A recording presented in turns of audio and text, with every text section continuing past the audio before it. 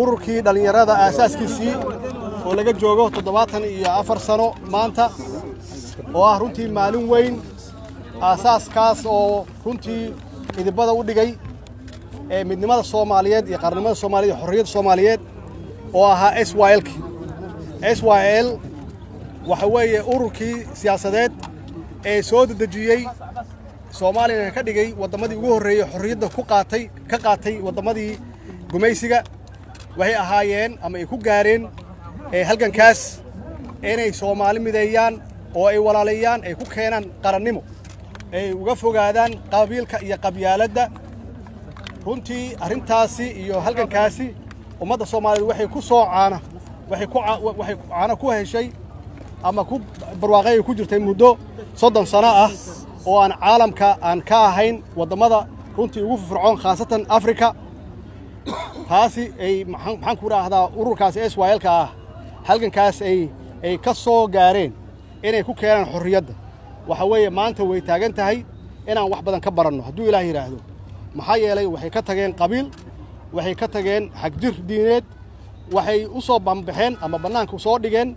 wadannimo wax la yiraahdo iyo patriotism taasoo runtii Soomaali mideysay oo walaalaysay oo u samaysay calan iyo qaran adduunka laga ictiraafsan yahay maanta aad iyo aad aan ugu faraxsanahay ummadda Soomaaliyeedna waa u hambalyeynaya waxaan leeyahay hambalyo maxaan ku raahdaa ururkii SYL hawshii ay qabteen Allah naxariistii jannadii siiyo 13 dhalinyaro hawshii ay soo qabteen annagana insha Allah waa ku dayareynaa hadduu Ilaahay yiraahdo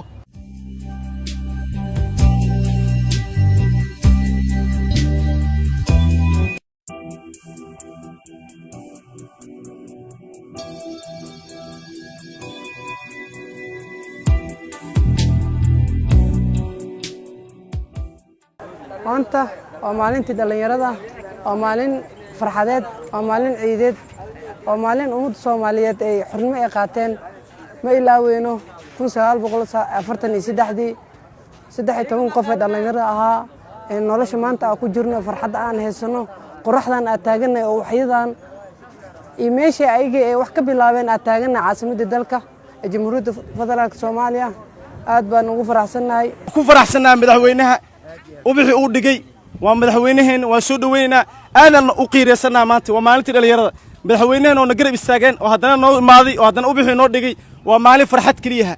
ملا سوكو بكرة فرحتنا هدي أنا قاصد اليرد قبل كبنادر ملك استأجرنا لأنه حلنا هاي همبليو شن يتمكن مي ومالتي اليرد الصوماليات